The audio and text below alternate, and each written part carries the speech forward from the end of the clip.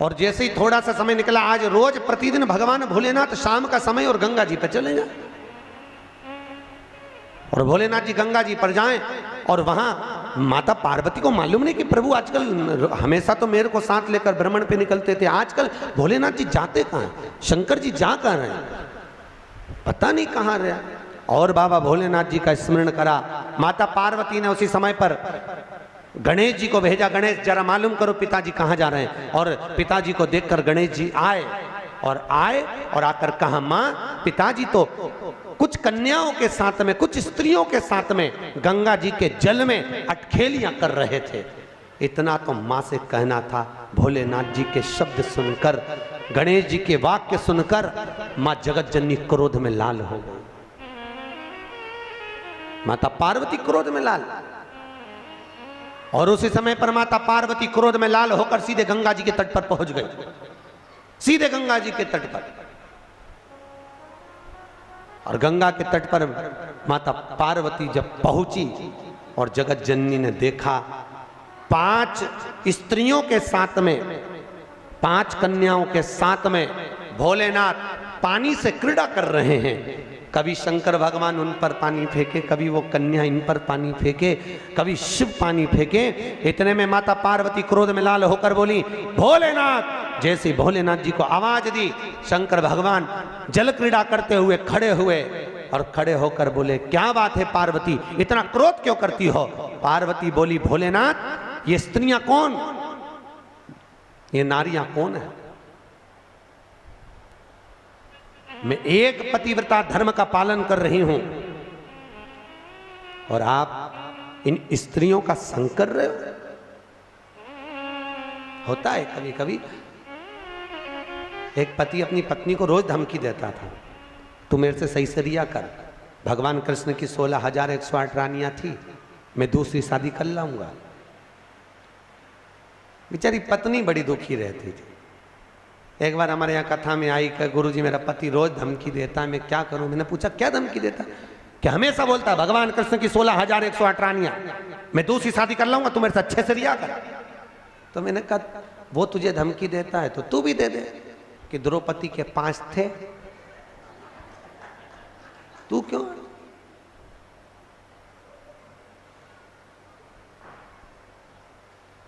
उसने, गुरुजी अब तुम चिंता मत करो, अब बोल। और दूसरे दिन फिर बोला, भगवान कृष्ण की 16,108 रानियां मैं दूसरी कर लाऊंगा। इतने में जूड़ा बांधती बांधती, देखना माताएं जब झगड़ने जाती है, लड़ने जाती है, जूड़ा बांधती। क्यों, क्योंकि मेरे हिसाब से ये जूड़े से एनर्जी मिलती होगी लड़ने की, पावर। अच्छा, पड़ोसन से 3-4 बार लड़ेगी ना तो 3-4 बार इसका जूड़ा खुलेगा, फिर बांधती बांधती बोल तो जरा बोल, मतलब एनर्जी, पावर, पावर है। होता है। एक पंडित जी बहुत कथा वाच रहे थे, बहुत जोरदार जोरदार कथा वाचे। तो एक सरदार जी ने पूछ लिया, महाराज इतना ज्ञान कहाँ से आता है तुम्हारे पास में। पंडित जी बोले, हमारा ये चोटी है ना, ये अर्थिंग का ये तार है, एंटीना, ये ऊपर से आता है, इसलिए हम बोल देते। इतने में तुरंत सरदार जी बोले, तुम्हारी चोटी से बड़े तो हमारे बाल, फिर हमको ज़्यादा ज्ञानी होना चाहिए। इतने में पंडित जी बोले, ज्ञान तो तुमको आता है, पर ये अर्थिंग का तार है, नीचे टपक जाता है, ज्ञान आने की कमी नहीं, आता जरूर है, सब चला आया, मना नहीं है। तो भैया कभी ना बोले।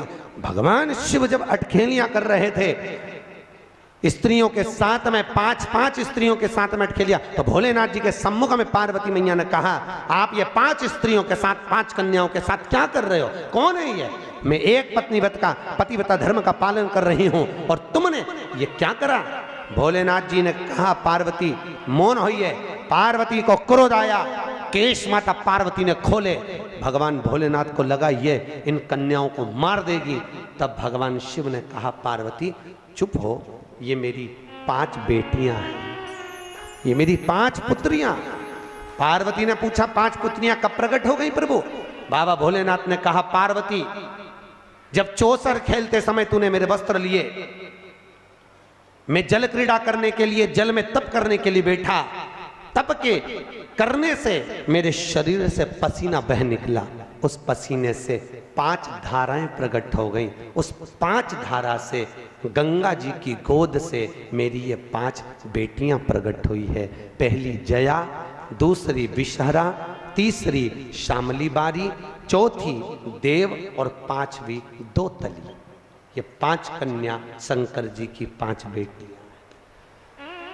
उसी समय पर माता पार्वती ने गंगा जी के जल को हाथ में लेकर कहा, गंगा तू मेरी बहन है, मेरे गर्भ से तो संतान नहीं हुई, पर तूने मेरे बच्चों को पाला पोसा बड़ा किया, इसलिए तेरे घाट पर आने वाला व्यक्ति शंकर जी के साथ तेरा स्मरण करेगा और जो हर हर गंगे बोलेगा, गंगा उसको तेरे स्नान का पुण्य घर बैठे मिल जाएगा। हर हर गंगे बोलो जम के। केवल गंगा के साथ उसी दिन से हर हर शब्द जुड़ गया और जिंदगी हो गई आपकी बोलते बोलते। आपको अभी तक नहीं मालूम होगा कि हर हर गंगे क्यों बोलते। भैया शिव महापुराण में एक एक संवाद है। चावल क्यों लगाना चाहिए, शिव जी को कंकु क्यों नहीं लगाया जाता, शंकर को कुंकू नहीं लगता, रोली नहीं लगती, क्योंकि भगवान शंकर जब एक बार बैठे थे तो एक भगत ने शिव जी का कुंकू अभिषेक कर दिया था। कुंकू अभिषेक करा, इतने में माता जगत जननी जगदम्बा उसी समय पर आ गई। पार्वती ने शंकर जी के ऊपर से रक्त की धार जब बहते हुए नीचे आई, भोलेनाथ जी के शरीर से रक्त बहता देखकर माता पार्वती को क्रोध आ गया। पार्वती ने उसी समय पर श्राप देना चाहा। शिव जी ने कहा, पार्वती उसने कुंकू अभिषेक करा है और तू श्राप दे रही है। पार्वती ने कहा, मैं जान नहीं पाई, पर भोलेनाथ आपसे वचन देती हूं कि आज के बाद आपके शरीर पर यह रक्त ना देखूं। इसलिए आज तक शंकर जी के शिवलिंग पर कभी कंकु नहीं चढ़ाया जाता, कुंकू नहीं चढ़ेगा। शिव जी को चंदन चढ़ेगा, हल्दी चढ़ेगी, अष्टगंध चढ़ेगा, गुलाल चढ़ेगी, अबीर चढ़ेगा, पर कुंकू शंकर को कुंकू। जैसे अधिक मास के महीने में, अभी जो अधिक मास आ रहा है ना, आपके लिए तो लाभदायक है, समझ लो ये कथा। अधिक मास के महीने में जैसे पहले दिन का अधिक मास होता है, ऐसे 5वां दिन का जो अधिक मास होता है, पंचमी तिथि का, पंचमी तिथि का अधिक मास, शास्त्र कहता है कि जिसके घर में संपदा की कमी हो, पैसा आ ही नहीं रहा हो, सब दूर उलझ गया हो, बहुत टेंशन चल रहा हो, 3 साल में एक बार अधिक मास आता है। अधिक मास की पंचमी तिथि के दिन गन्ने का रस, गन्ने का रस जानते हो, ईख का रस, गन्ने का रस तुलसी जी के क्यारे में हाथ में लेकर 7 बार अपना नाम और गोत्र बोलकर छोड़ दो। जिंदगी में 3 साल में तो करोड़पति बनकर बैठ जाओगे, कभी लक्ष्मी की कमी नहीं आ सकती। अगला अधिक मास आएगा तो तुम तैयारी में बैठे रहोगे कि फिर पंचमी तिथि आए, फिर मैं गन्ने का रस डाल। केवल अधिक मास में होता है, अधिक मास के सिवा नहीं कर सकती, केवल अधिक मास, अधिक मास के अंतर्गत करें। और आपको तो मौका मिल रहा है, ज्येष्ठ का अधिक मास है इस साल, बड़े प्रेम से आनंद लें। अधिक मास का महीना भगवान शिव के स्मरण का माह, ठाकुर जी के भजन का महीना, भगवान नारायण के लाड़ लड़ाने का महीना। खूब प्रेम से भजन करो, जितना भजन कर सकते हो उतना, और काउंट कर कर नहीं कि कितना भजन करा है। कई लोग हाथ में वो बटन दबाते रहते हैं, राम राम राम राम, काउंट नहीं करना है, कर लो जितना कर सकते हो। अधिक मास के महीने में जितना पुण्य कमा सकते हो कमाओ।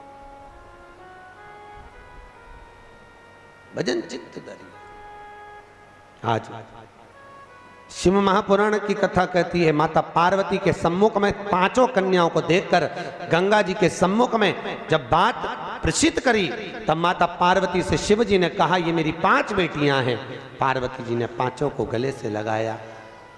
भगवान भोलेनाथ बोले, पार्वती ये जल की तरंगों में प्रवाहित होने के कारण इनका शरीर सर्प की आकृति में रहेगा। सर्प की आकृति।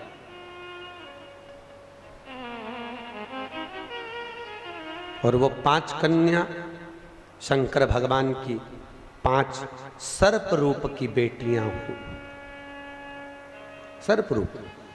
आज भी नाग पंचमी के दिन घर के दरवाजे पर, घर के दोनों ओर, अब इधर पूछते हैं कि नहीं पूछते मालूम नहीं, पर नाग पंचमी के दिन 5 सर्प